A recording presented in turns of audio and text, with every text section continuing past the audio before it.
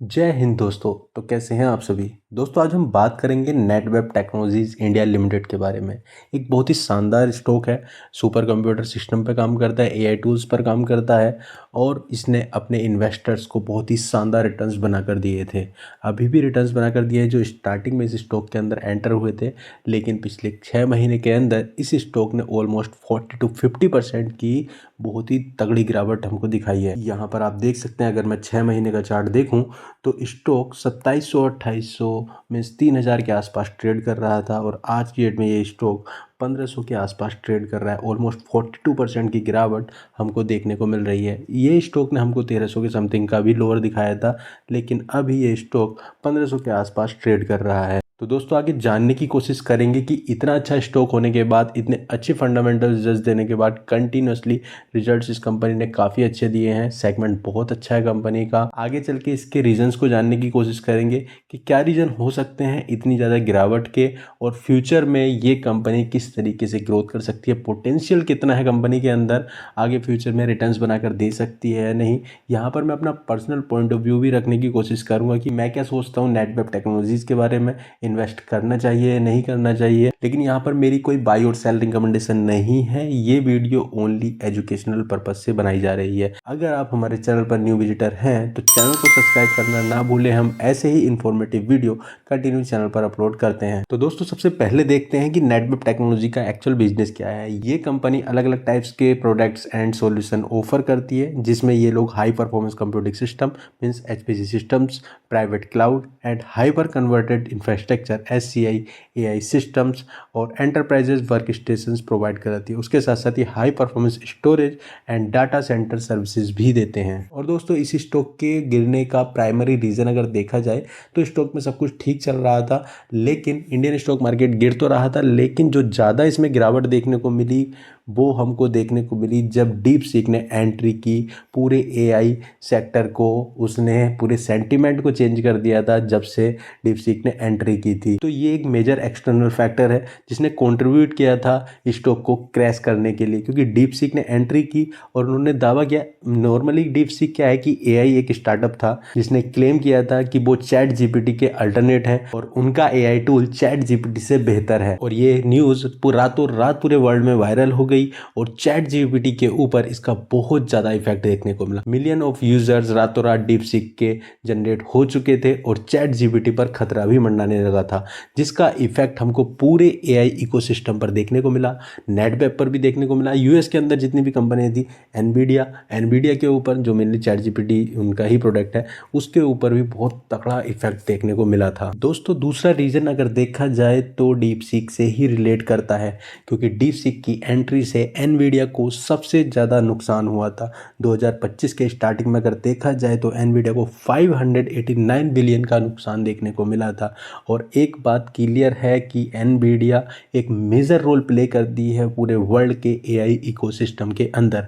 तो एनवीडिया जैसी कंपनी जो टॉप रैंक होल्ड करती है पूरे वर्ल्ड में, अगर उस स्टॉक के अंदर गिरावट देखने को मिलेगी तो उसके साथ में जितनी कंपनियां बिजनेस करती हैं पूरे वर्ल्ड में, उसकी जो पार्टनर्स कंपनी है, उन सभी स्टॉक्स के ऊपर एक अच्छी खासी गिरावट देखने को मिलेगी। तो इस चीज़ को आप रिलेट कर सकते हैं नेटवेब के साथ, क्योंकि वहाँ पर एनवीडिया गिर रहा था यूएस के अंदर, तो इंडिया के अंदर नेटवेब के अंदर भी बहुत तेज़ी से गिरावट देखने को मिल रही थी। नंबर 3 पर आता है हाई वैल्यूएशन, क्योंकि इसकी प्रॉफिट ग्रोथ ने इसकी हाई वैल्यूएशन को सपोर्ट नहीं किया था। दोस्तों Q3 के रिजल्ट्स हमको अभी कुछ टाइम पहले ही देखने को मिले थे। उस टाइम पर इसकी पी 50x पर ट्रेड कर रही थी। अगर उसकी पी को देखा जाए तो उसके लिए इसकी प्रॉफिट ग्रोथ में 25 से 30% की ग्रोथ देखनी चाहिए थी, जिसको इसने जस्टिफाई नहीं किया। और स्टॉक हाई वैल्यूएशन होने की वजह से लोगों की रडार पर तो था ही, क्योंकि स्टॉक ने बहुत अच्छे रिटर्न्स बना कर दिए। 700 से इस स्टॉक ने मार्केट के अंदर एंट्री की थी और कुछ साल के अंदर ही ये स्टॉक 3000 के आसपास ट्रेड कर रहा। तो आप खुद सोच सकते हैं कि ये स्टॉक ऑलरेडी अपने इन्वेस्टर्स को 4 से 5 गुना रिटर्न्स बनाकर दे चुका था। तो स्टॉक हाई वैल्यूएशन पर था और पूरे एआई इकोसिस्टम के ऊपर चोट लगी हुई थी। और साथ में Q3 के रिजल्ट्स इसके पी को जस्टिफाई नहीं किए, जिसकी वजह से स्टॉक में अच्छा खासा सेल ऑफ देखने को मिला। अगर आप इसके FY25 के Q3 के रिजल्ट्स देखेंगे तो रिवेन्यू के अंदर अच्छी खासी जंप देखने को मिली है, मीन्स 31.8% की ग्रोथ देखने को मिली है और रिवेन्यू 334 करोड़ के आसपास हमको देखने को मिला है। लेकिन ईवीटा मार्जिन यहाँ पर हमको डाउन होता हुआ दिख रहा है, जो कि फिलहाल 13.6 पर है, जो कि लास्ट टाइम पर 15% के ईवीटा मार्जिन से ग्रोथ कर रहा था, जिसकी वजह से इसकी प्रॉफिटेबिलिटी के अंदर थोड़ा प्रेशर देखने को मिल रहा था। तो ये थोड़े थोड़े फैक्टर जो होते हैं यही इफेक्ट करते हैं स्टॉक को। एक तो पूरा का पूरा इकोसिस्टम, पूरे वर्ल्ड के सेम सेक्टर के स्टॉक्स गिर रहे हैं और पूरा मार्केट भी गिर रहा है, तो ये छोटे छोटे फैक्टर ही स्टॉक को गिराने में मदद करते हैं। तो दोस्तों ये तो 4 रीज़न हो गए जिनकी वजह से स्टॉक के अंदर गिरावट देखने को मिली थी। अगर हम इसकी स्ट्रेंथ की बात करें तो नेटवेब टेक्नोलॉजी आज भी लीडर है इंडिया के अंदर, HCS means high computer system के मार्केट के अंदर। उसके साथ में इनका पोर्टफोलियो काफ़ी ज़्यादा डाइवर्सिफाई है, HPC, AI सिस्टम और प्राइवेट क्लाउड की सर्विसेज ये लोग प्रोवाइड कराते हैं। और उसके साथ साथ इसके कस्टमर्स को अगर आप देखें तो ये इसरो और गवर्नमेंट R&D के सिस्टम में भी काम करते हैं, जिससे इसके रिवेन्यू में देखा जाए तो 47.1% का CAGR देखने को मिलता है लास्ट 5 ईयर का। और उसके साथ में इसकी जो प्रॉफिटेबिलिटी है वो कंसिस्टेंटली हमको काफ़ी अच्छी देखने को मिलती है, जिससे इसके फंडामेंटल काफ़ी स्ट्रॉन्ग हो जाते हैं। दोस्तों कभी कभी किसी क्वार्टर में हमको रिजल्ट्स थोड़े डाउन देखने को मिलते हैं, क्योंकि ये तो आप सोच सकते हैं हमेशा ट्रेंड अप नहीं होता, हमेशा ट्रेंड बिल्कुल स्ट्रेट फॉरवर्ड अप नहीं जाएगा, वो डाउन भी जाता है, अप भी जाता है, डाउन भी जाता है, अप जाता है।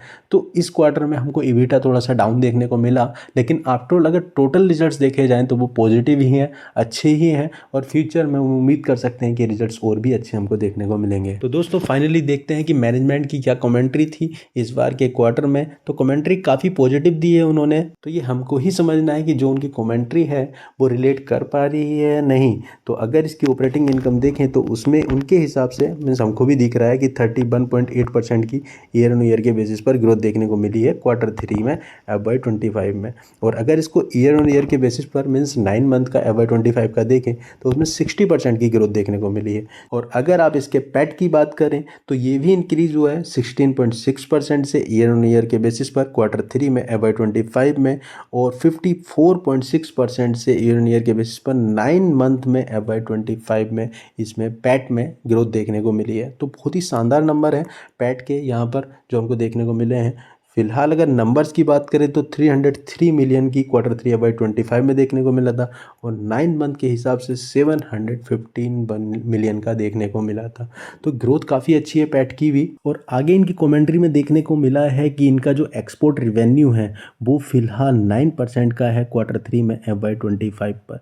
मीन्स Q3 के जो रिजल्ट्स आए हैं उसमें 9% का जो रिवेन्यू है वो एक्सपोर्ट से इनका देखने को मिला है। तो ये इनका पहले इनका एक्सपोर्ट काफ़ी कम हुआ करता था, तो इन मैनेजमेंट का कहना ये है कि ये हमको दिखाता है कि फ्यूचर में हम लोग इंटरनेशनल मार्केट की प्रेजेंस इंक्रीज़ करने वाले हैं। मीन्स जो 9% का रिवेन्यू यहाँ पर देखने को मिल रहा है तो आगे चल के इसमें हमको ग्रोथ ही देखने को मिलेगी। आगे मैनेजमेंट ने बताया है कि इंडिया के अंदर AI रिसर्च इकोसिस्टम बहुत तेज़ी से फ्लरिश कर रहा है और उसके साथ साथ में गवर्नमेंट की जो सपोर्ट है, गवर्नमेंट के जो इनिशिएटिव हैं और इंडस्ट्री पार्टनरशिप जो इनकी हो रही है आजकल पूरे इंडिया के अंदर और वर्ल्ड में, उसकी वजह से इनके इनोवेशन का जो पोटेंशियल है वो बहुत ही ज़्यादा इंक्रीज़ हो जाता है।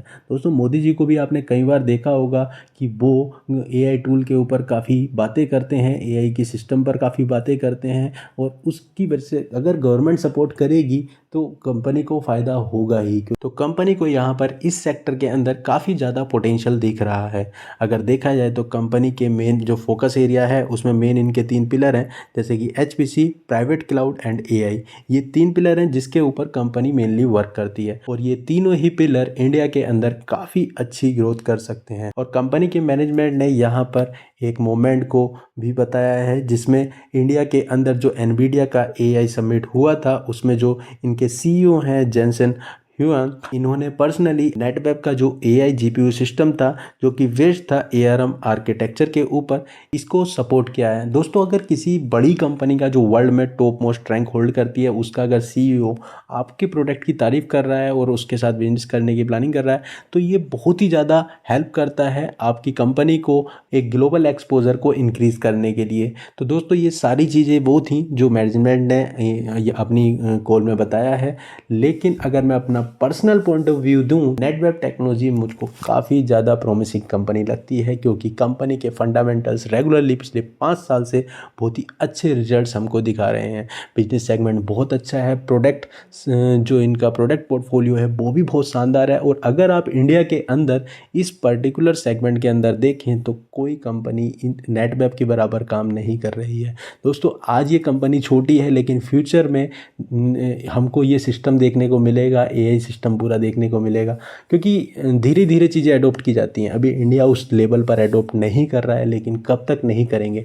हम एक ग्रोइंग कंट्री हैं, आगे चल के 4 ट्रिलियन 10 ट्रिलियन की इकोनॉमी बनना है तो उस टाइम पर तो हमको इस इकोसिस्टम को एक्सेप्ट करना ही होगा। उस टाइम पर नेटवेब एक बहुत बड़ी कंपनी बन चुकी होगी as per my point of view. तो नेटवेब एक अच्छी कंपनी हो सकती है वेट के लिए और फिलहाल स्टॉक काफ़ी अच्छे प्राइस पर हमको देखने को मिल रहा है, मीन्स 50% डाउन पर देखने को मिल रहा है। तो एक सही पोजीशन है नेटवेब को पकड़ने के लिए। लेकिन मैं यहाँ पर क्लियर कर देता हूँ मेरी कोई बाई और सेल रिकमेंडेशन नहीं है, ये वीडियो ओनली एजुकेशनल पर्पज से बनाई जा रही है। तो अपना कंप्लीट एनालिसिस करने के बाद ही स्टॉक को बाई या सेल करें। तो दोस्तों ये था कंप्लीट एनालिसिस नेटवेब टेक्नोलॉजी का कि स्टॉक क्यों गिरा और फ्यूचर में मेरा क्या पॉइंट ऑफ व्यू है कंपनी के लिए।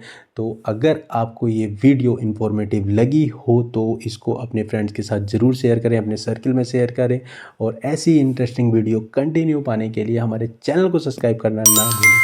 तो जल्दी मिलते हैं एक नई इंटरेस्टिंग वीडियो के साथ, तब तक के लिए हैप्पी इन्वेस्टिंग। Thank you.